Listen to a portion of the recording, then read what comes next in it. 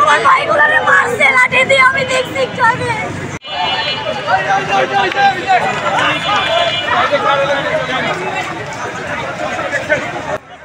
দর্শক, আপনারা দেখতেই পারছেন ঢাকা শাহবাগে শুক্রবার 1 তারিখে সকাল থেকে মানববন্ধন চলতেছিল। কয়েক জায়গায় মানববন্ধন চলা অবস্থায় ছিল। সন্ধ্যার আগ দিয়ে একটি মানববন্ধন মিটিংয়ে বাইরের থেকে একটি লোক আইসা সেই মানববন্ধন মিটিংটি উল্টাপাল্টা করে দেয়, সেখানেই কিন্তু গন্ডগোল সৃষ্টি হয়। তো এখন কিন্তু সেই ব্যক্তিকেই খুঁজতেছে পুলিশেরা, যে মূলত যে ব্যক্তিটা যায় একটি মানববন্ধন মিটিংয়ে যায় মানে উল্টাপাল্টা শুরু করে দিয়েছে। মানে উনি বাইরের থেকে যায় ওখানে যে লোকগুলো ছিল তাদের ওখানে যে উল্টাপাল্টা কথা বলছে, যে কথাগুলো সরকার বিরোধী কথা, তো এই কথাগুলো বলার কারণে কিন্তু ওখানে গন্ডগোল সৃষ্টি হওয়ার সেই পর্যায়ে কিন্তু ওই লোকটা গন্ডগোল সৃষ্টি করে কিন্তু সেখান থেকে মানে পালিয়ে যায়। তারপরে কিন্তু পুলিশ আর ওখানে লোকজনরা তাকে খুঁজছে, কিন্তু এখনো পাচ্ছে না।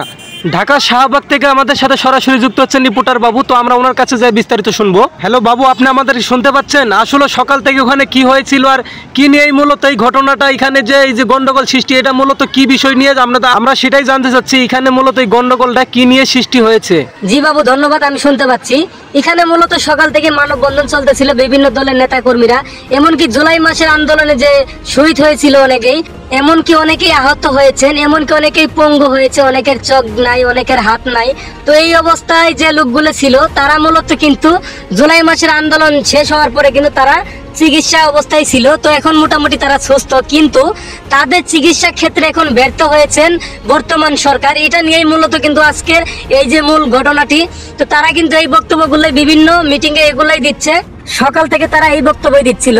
তো তারা 2024 সালে জুলাই মাসের যে আন্দোলনের সময় তারা শহীদ হয়েছে আর যারা মানে আহত হয়েছে তাদের চিকিৎসা এখন তারা সুস্থভাবে পাচ্ছে না, তো তাদের চিকিৎসা দেওয়া হচ্ছে না।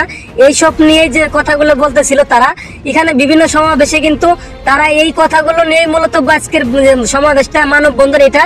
তো এই কথাগুলো তারা বলতেছে যে বর্তমান সরকার ভুলে গেছে ক্ষমতায় বা আসার পরে, তো তারা আমাদের সুচিকিৎসা আমরা যতটুকু আমরা প্রাপ্ত ততটুকুই উনি দিচ্ছে না। তো ওনার এই ক্ষমতার প্রয়োজন নাই, উনি ক্ষমতা থেকে পদত্যাগ করুক, এমনকি তা না হলে উনি আমাদের ভাইয়ের বিচার করুক যারা শহীদ হয়েছে তাদের, আর আমাদের চিকিৎসার ব্যবস্থা করুক। 2024 সালে জুলাই মাসে আমাদের ভাইদের যারা নির্মমভাবে হত্যা করেছে তাদের বিচার করুক। সে এখনো বিচার করতে পারতেছে না, 1 বছর চলে গেছে ক্ষমতায় আসার পর, তো এখন পর্যন্ত করতে পারলো না, সে আর কখন করবো? এই সব বিষয় নিয়েই মূলত বক্তব্য ছিল। তো এগুলো বক্তব্য থাকা অবস্থায় একটি মিটিংকে বাইরের থেকে একটি মেয়ে ছেলে তারা আইসা কিন্তু একটি মিটিংয়ে সরকারের বিরুদ্ধে উল্টাপাল্টা কথা বলে, তখন প্রশাসনের লোকের এই কথা শুনে প্রতিবাদ করে, তখনই কিন্তু একটা গন্ডগোল সৃষ্টি হয়। তারপরেই কিন্তু তারা বলে যে বাবু আমি শাহবাগ থেকে সরাসরি তাদের মুখ থেকে আপনাকে কিছু কথা শোনাচ্ছি। ওনারা মূলত কেরা, যারা গন্ডগোলটা করলো ওনারা মূলত কেরা, কিসের জন্য করলো একটু বলেন, আপনি এখানে একটু বলেন। বাবু আমি আসলে তাদের কাছ থেকে কিছু শুনতে পারতেছি না, কারণ তারা কিন্তু মূলত এখানে ওই লোকটাকে খোঁজার জন্য ব্যস্ত হয়ে আছে, তারা কিন্তু আমাদের সাথে কথা বলতে সময় পাচ্ছে না। তো এখানে ওসি সাহেব কিন্তু আমি দেখতেছি, থানার ওসি, এখানে কিন্তু শাহবাগ থানার যে ওসি, ওনারা কিন্তু পুলিশ প্রশাসনদেরকে মানে থামাইতে বলতেছে, সামনে আগে যাচ্ছে, তো তাদের কিন্তু সামনে আগে যেতে দিচ্ছে না, দাঁড়া করেছে। তো কি বলে আমরা একটু ওনার মুখ থেকেই শুনবো সরাসরি।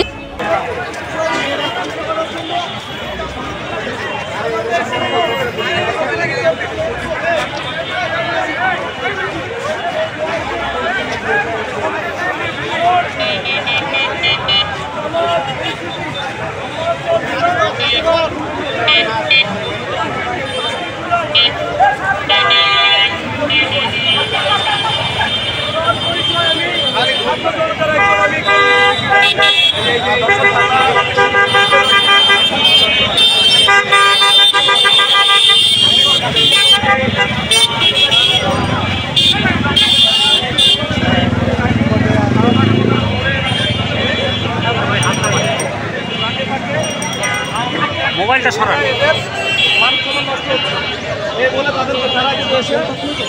যারা আজকে অবস্থানে এসেছিল তাদের বিরুদ্ধে তাদেরকে দাওয়া দিচ্ছে, এরা চলে গেছে। এই হচ্ছে পুলিশ দুই পক্ষের মধ্যে বড় ধরনের ঝামেলা না হয়, এটা ঠিক আছে। এইটুকু সারাদিন যারা ছিল তাদেরকে দাবি করতে এটা তারা তো আসলে গতকালকে থেকে দেখছেন যে পুরো মোটা দখল আমাদের ব্লকে রাখছে। আমরাও যেহেতু জুলাই আহত, এই জন্য আমরা কিছু বলতে পারতেছিলাম না। আজকে যারা আসছে তারা বিভিন্ন হাসপাতালে এখনো ভর্তি আছে। তারা বলতেছে আমরা জুলাই আহত, আমাদের বুকে গুলি লাগছে, আমাদের পায়ে পা নাই, হাত নাই, এরা কারা পরে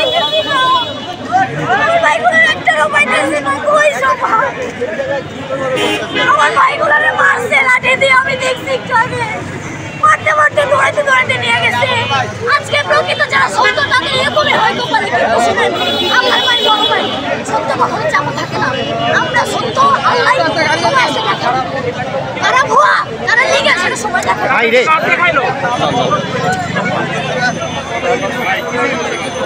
বাবু এখানের যে ঘটনাটা সেটা সরাসরি দেখানোর চেষ্টা করেছি, তো পরবর্তীতে আমি নতুন আপডেট নিয়ে আবারও আসবো আপনার কাছে। শাহবাগ, নিউজ বাংলা বাবু টিভি, ঢাকা। ধন্যবাদ বাবু আপনাকে, পরে আবার আসবো আপনার কাছে। দর্শক এতক্ষণ ছিলাম আমরা ঢাকা শাহবাগ থেকে, আমাদেরকে রিপোর্ট করেছিলেন সরাসরি রিপোর্টার বাবু। দর্শক নতুন নিউজের আপডেট পাওয়ার জন্য চোখ রাখুন নিউজ বাংলা বাবু টিভি, সাবস্ক্রাইব করে আমাদের সাথেই থাকুন। ধন্যবাদ।